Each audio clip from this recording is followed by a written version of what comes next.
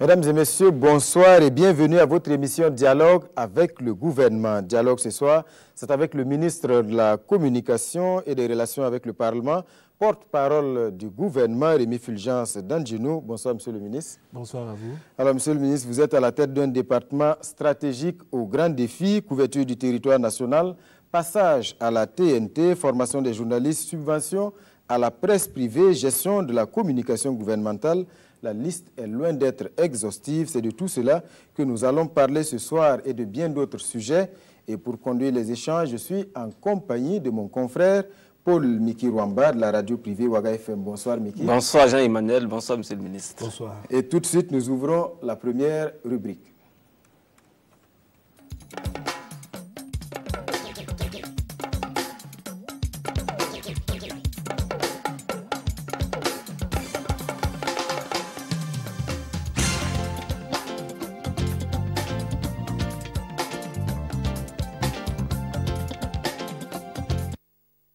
Un paysage médiatique en pleine évolution avec une floraison des organes et des journaux classiques, mais aussi en ligne.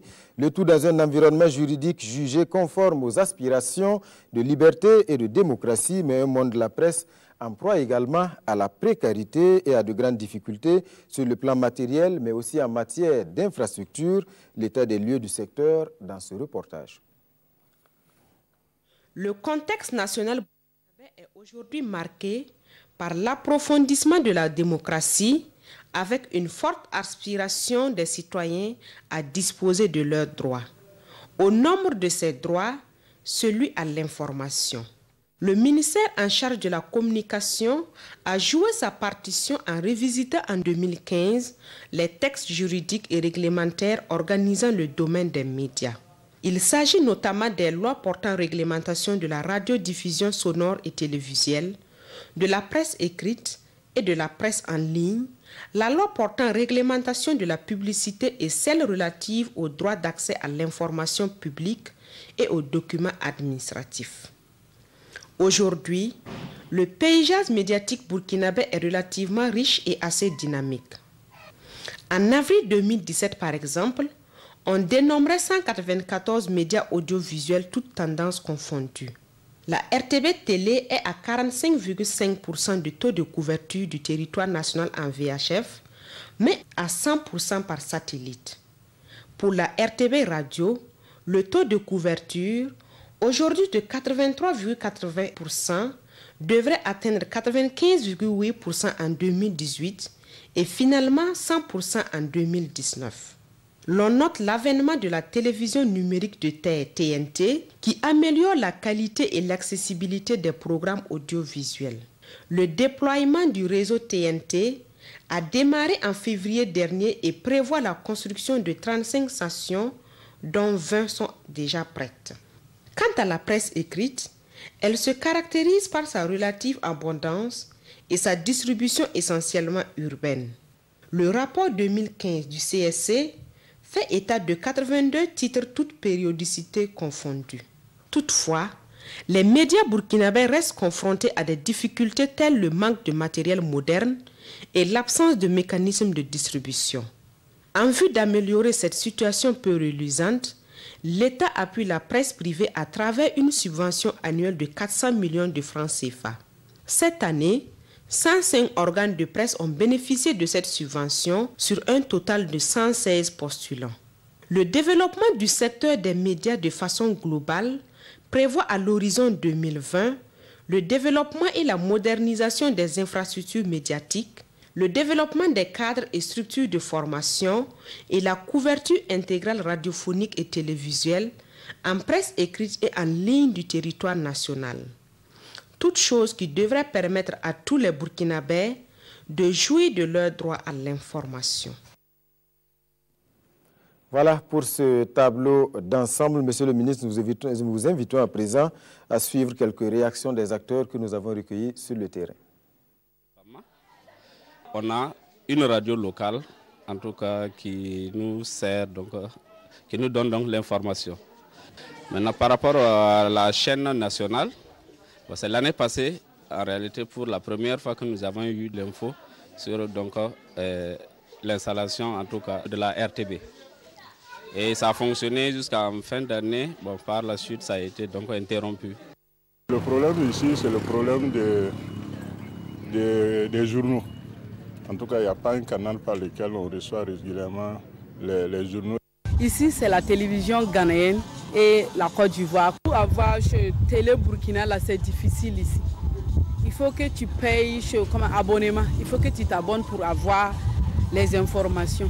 Nous suivons plus les autres radios, comme la Côte d'Ivoire, le Mali. Au niveau de Sendou, nous n'avons pas accès à aucune presse, hein, parce que comme public et comme privé, la presse écrite, nous n'avons pas les journaux au niveau de la commune. Pour avoir les journaux, il faut aller carrément à Banfora.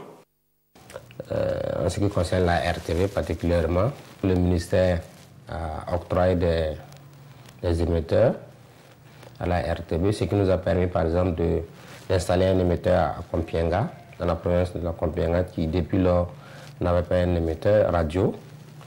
Et à Diapara également, c'est le cas. Donc ça, c'est déjà un effort.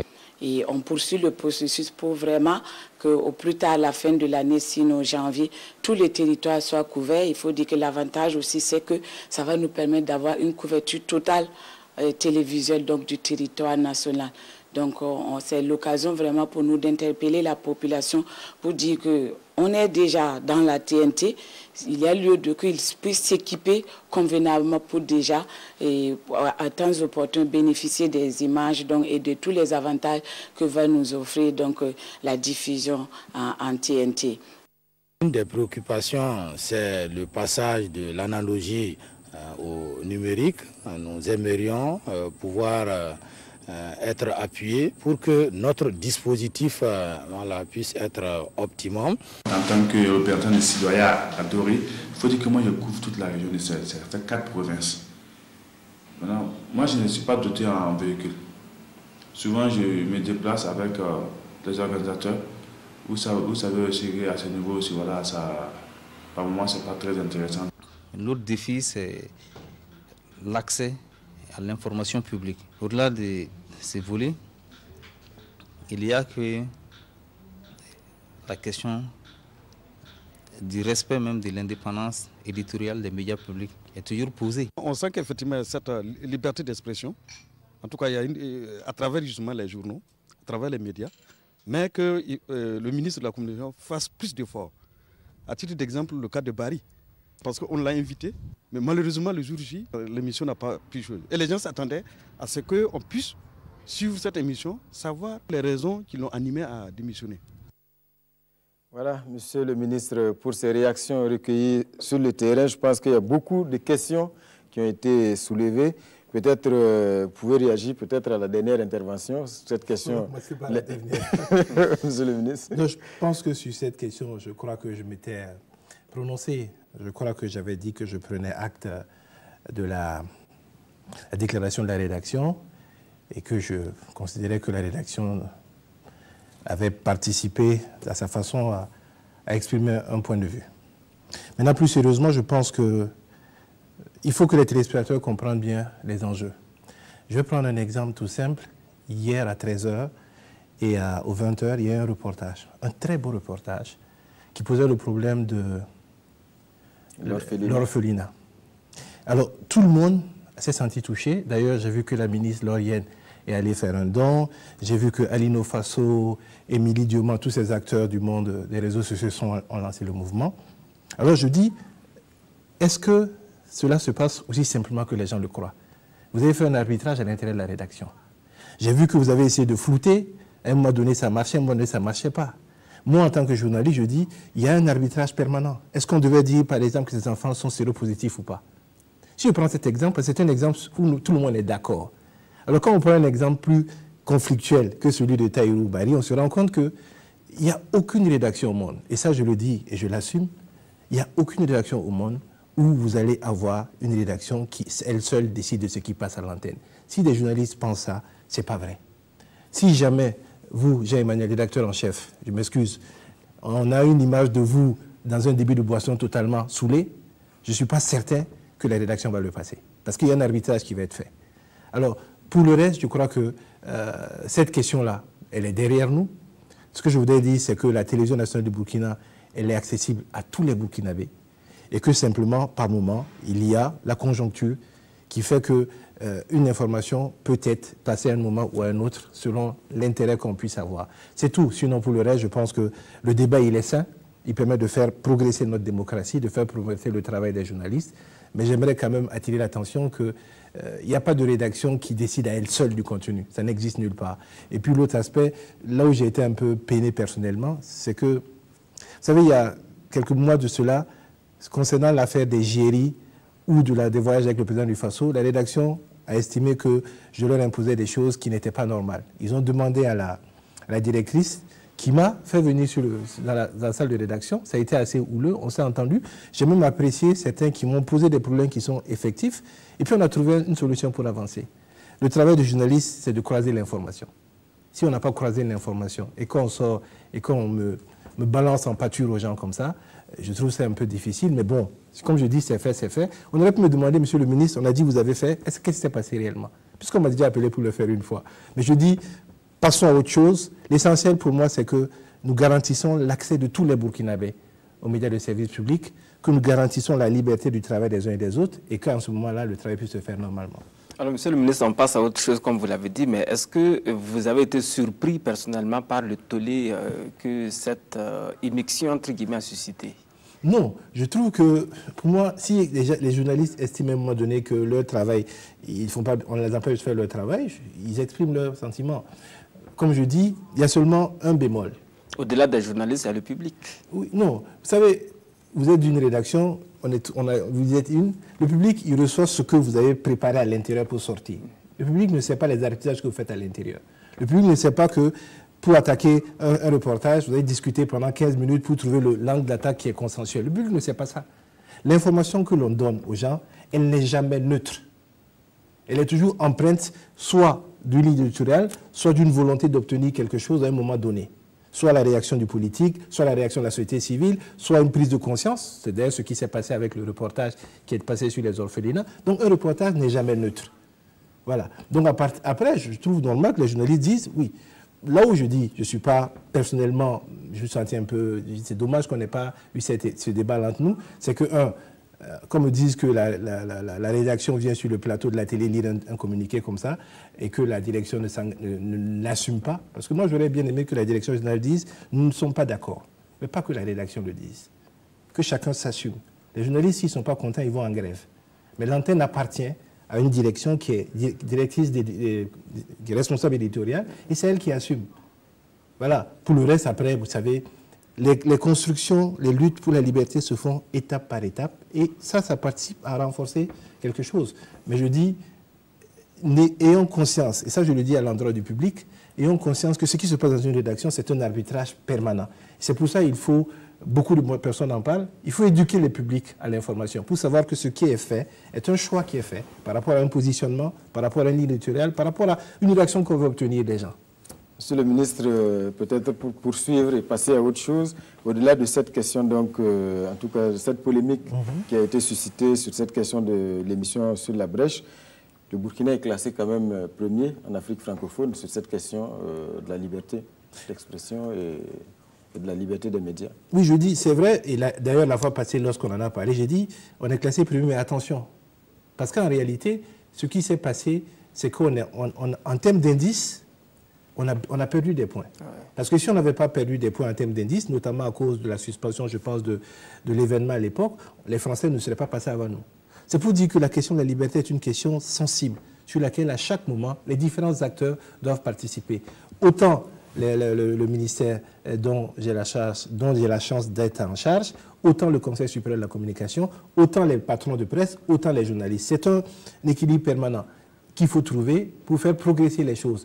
Et si on est resté à ce niveau-là, mais que notre indice a un peu baissé, c'est qu'en réalité, il y a une situation qui a fait qu'il y a eu, avec notamment la polémique sur les émissions interactives, avec également la question de la suspension de l'événement, il y a forcément eu une baisse d'indice, une perception négative qu'on a de cette expression-là. Même si on est resté premier, il faut qu'on progresse toujours avec plus de professionnalisme, avec plus de réactivité, mais également en ayant, comment vous dites ça, les journalistes ont bien responsabilité sociale bien ancrée. Justement, on parle de cette responsabilité sociale des journalistes. C'est vrai qu'aujourd'hui, on peut s'enorgueillir de ce niveau de liberté de presse au Burkina Faso, mais ça se conjugue également avec le professionnalisme et la responsabilité des journalistes. Alors, quelle est votre appréciation sur ce niveau-là?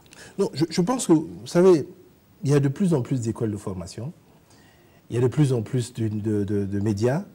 Donc forcément, il y a des brassages, un montée de palier progressif qui va être atteint. Je ne suis pas de ceux qui disent que les journalistes sont systématiquement mal formés. Vous savez, lorsque vous avez des jeunes qui sortent, qui ont la chance de pouvoir travailler, il y a des erreurs certainement qui vont se corriger. Là où il y a un problème, je pense, c'est au niveau de nos rédactions, aussi bien quand on prenait le cas par exemple de la radio nationale, de la télévision nationale, que dans les rédactions privées, on a de moins en moins d'aînés capables de, comme diraient certaines personnes, de capaciter ces jeunes-là pour les faire progresser. Aujourd'hui, ce n'est pas normal que vous ayez un stagiaire qui signe un papier. Pourtant, dans certains organes de presse, ça se voit. Parce que le stagiaire, il n'est pas capable de signer un papier. Il est dans une période où il apprend les b.a.-ba. Après, le métier de journaliste, c'est un métier comme celui, je crois, c'est un peu comme du vin. À la différence de tous les autres métiers où on peut dire, c'est en vieillissant, on perd... Non. Si vous êtes chirurgien, vous vieillissez, vous perdez la main. En tant que journaliste, plus vous pratiquez, plus vous avez un référentiel. Alors, vous insinuez donc que les rédactions sont trop jeunes aussi au Burkina? Je ne dis pas trop jeunes, parce que la population de Burkina est jeune. La rédaction a l'image de Burkina. Je dis on a de moins en moins d'aînés pour différentes raisons. Peut-être parce qu'il n'y a pas la considération qui leur sied. Moi, j'ai posé le problème lorsque je suis arrivé avec ce qu'on appelle le plan de carrière, etc. Malheureusement, il était déjà engagé. J'espère qu'à la faveur donc de la société d'État, parce que je ne trouve pas normal qu'aujourd'hui, dans nos rédactions, il n'y ait pas d'éditorialistes, il n'y ait pas... C'est des personnes ou de grands reporters reconnus comme tels. Mais les aînés s'en vont chercher meilleurs... Non, c'est parce qu'on ne leur donne pas la place qui leur revient. Vous savez, lorsque toute l'architecture se fait par le mouvement politique, on peut nommer un directeur, on peut nommer... Mais si des personnes, intrinsèquement par leur travail, on sait qu'au bout de 10 ans, dans une rédaction, tu deviens grand reporter, qu'au bout de 15 ans, tu deviens éditorialiste, etc., que ton salaire n'a rien à voir avec celui du directeur ou quelque chose, tu fais ton travail en ton âme et conscience. Et puis, on est l'un des rares métiers où on a la clause de conscience. Si tu n'es pas d'accord, tu plies tes bagages, on te rembourse comme si on t'avait viré. Voilà, c'est un peu ça. C'est un peu ça le principe. Monsieur le ministre, la priorité dans cette émission est surtout accordée aux questions recueillies sur le terrain auprès des citoyens. Et tout de suite, nous vous proposons la toute première. Monsieur le ministre, les questions que j'ai à vous poser et en même temps des doléances, ce que vous pouvez faire pour nous accompagner, nous qui avons fait 25 ans de radio rurale, de télé, au risque de toutes nos vies. Et j'ai été décoré chevalier de l'ordre du mérite. J'ai le chevalier, j'ai la médaille, mais je n'ai rien en retour. Monsieur le ministre, je peux peut-être me faire le porte-parole en expliquant davantage. On a beaucoup d'agents au niveau de la RTB, surtout les plus anciens, qui ont accumulé des dizaines d'années de piges au niveau du service, qui ont été intégrés, dans ce cas précis, en 2000. Elle est partie à la retraite en 2010, donc elle n'avait pas le nombre d'années, en tout cas indiqué pour bénéficier d'une retraite. Je pense que c'est ce problème qui est posé. Oui, c'est un problème que je suis... j'en ai pleinement conscience, vous savez. J'ai commencé ici comme pigiste. Et donc, je suis revenu trouver certains avec qui j'ai commencé à travailler il y a plus d'une vingtaine d'années, toujours pigistes. C'est-à-dire qu'ils sont passés de 25 000 francs en 20 ans à 50 000 francs CFA. Ça pose un problème. Donc, l'une des premières choses lorsque je suis arrivé, c'était de régler cette question des pigistes-là. Elle a été définitivement réglée. Après, il y a eu, bien sûr, toute la lutte syndicale qui a été menée par les agents, qui a permis qu'on acquiert un certain nombre de résultats. Malheureusement, ces personnes qui sont déjà parties, on ne pourra pas revenir en arrière. Je pense qu'il faut qu'on trouve un autre moyen pour essayer de satisfaire ça. Mais dans le cas d'espèce, en ce qui concerne les personnes qui étaient dans une situation difficile à Sidoya ou à la RTB, on a essayé de trouver des solutions. Pour ce qui est de la RTB, si je ne me trompe pas, il y a eu un système de concours professionnel qui leur a permis de gagner quelques années en plus pour pouvoir parfaire et terminer la cotisation. Pour ce qui est de... Et puis il y a également, grâce notamment au plan de carrière qui a été adopté, des possibilités donc de passer des contrats avec d'autres personnes. Pour ce qui est de Sidoya, la situation a été traitée de façon plus globale. Ils ont signé un accord avec la CNSS et avec la Carrefour, de telle sorte que toutes les personnes encore à Sidoya qui risquent de connaître cette situation-là vont pouvoir être réglés. Donc ça coûte relativement cher à Citoya, une 60aine de millions de francs pour régulariser la situation, mais je pense que c'est un processus qui est tout à fait normal. Des personnes qui ont sué sang et eau pour notre radio, qu'elle soit rurale, nationale ou pour la télévision, méritent effectivement qu'on leur accorde cet intérêt. Malheureusement, la situation fait que souvent on ne peut pas revenir en arrière. Nous actons à partir d'un moment donné et nous essayons de régler ces questions-là. Mais je pense que l'interpellation est juste. Il va falloir que nous trouvions des réponses parce que beaucoup de personnes sont allées dans cette situation-là et c'est un peu malheureux quand on voit cet état-là. Alors, on passe à la question suivante de recueillir sur le terrain. Voilà.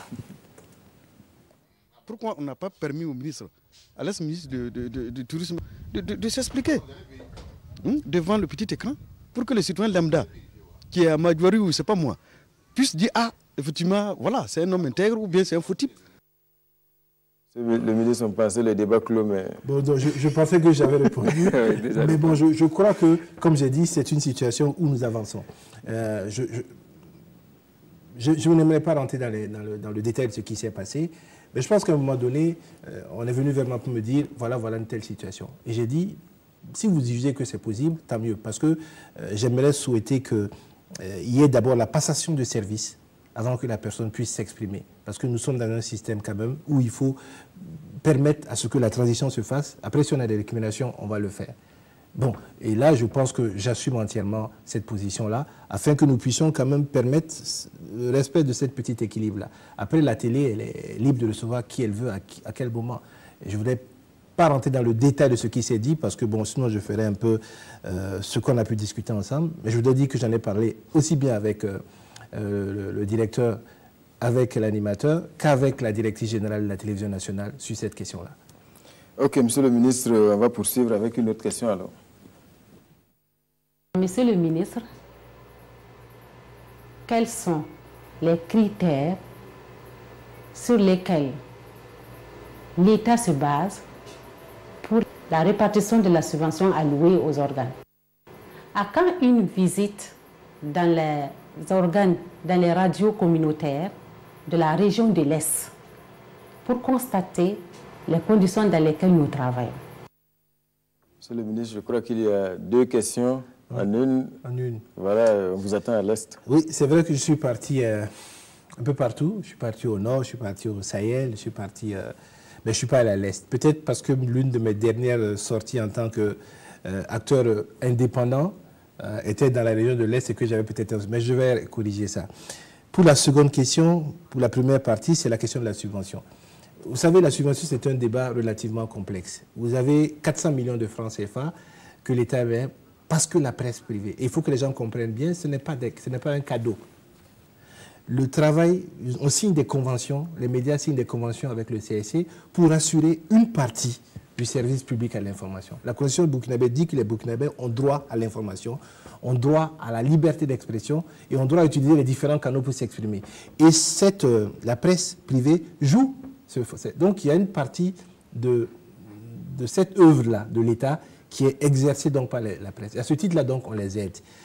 Malheureusement, la situation est telle que si on doit faire... Ils ont défini un critère qui est d'ailleurs fait de façon consensuelle, puisque le ministère de la Communication, moi, je n'y fais pas partie. C'est le fonds qui a récupéré. Et le fonds, avec les associations des journalistes, avec les associations des patrons de presse, quel que soit le type de médias, ont défini un critère. Vous avez une base minimale qui est donnée à tout le monde. Et puis ensuite, vous avez une situation de bonification par rapport au fait que vous respectez vos engagements fiscaux, par rapport à ce que vous avez déclaré vos travailleurs à la caisse, etc., etc. Donc ça fait que vous pouvez passer pour une télévision, par exemple, de 3 millions à 6 ou 7 millions de francs CFA, selon que vous respectez ces critères-là. Je pense que ça a été défini de façon consensuelle. Nous, en tant que ministère de la Communication, nous n'avons pas influencé dedans. Ce que je veux dire sur cette question, c'est que la subvention est un aspect. Vous savez, pendant une dizaine d'années, la presse s'est battue pour avoir, notamment la presse privée, un fonds d'appui à la presse privée. Parce que le contexte économique des médias est un contexte très particulier. On a parlé de cette action, cette délégation de pouvoir, de service que donne l'État à la presse. Donc l'État doit aider les médias. Et on connaît la situation. Quand vous allez en banque aujourd'hui parce que vous êtes un organe de presse, vous n'avez pas de crédit. Donc il y a ce fonds d'appui qui a été mis en place, qui est le résultat d'une discussion relativement âpre. Je pense que la première mise en œuvre date de 2013, lorsque le Premier ministre Luc Adolphe-Thiaw a réuni donc une commission pour que nous aboutissions à cela. Malheureusement, en 2014, avec les événements, ça n'a pas pu se faire. Et le CNT, en 2015, avec le gouvernement de la transition, ont acté la mise en œuvre du fonds. Le premier fonds a été doté en 2016 et il s'est avéré que, malheureusement, la nature du fonds ne permet pas de faire des crédits. Donc, on a demandé à ce qu'il y ait un changement pour que ça devienne un fonds national d'investissement. Et nous sommes dans ce processus-là aujourd'hui, et j'espère qu'il va se finir parce qu'il dure assez, qu'il va finir et qu'on pourra, en fin de compte, aider les médias avec des taux relativement intéressants pour eux, parce que la question, c'est de les aider pour pouvoir notamment acquérir des équipements, pour pouvoir faire face à des coups durs dans la gestion au quotidien de leur entreprise, pour que la presse nationale privée soit un peu plus forte face à la concurrence internationale et sous-régionale qui s'annonce relativement dure et rude.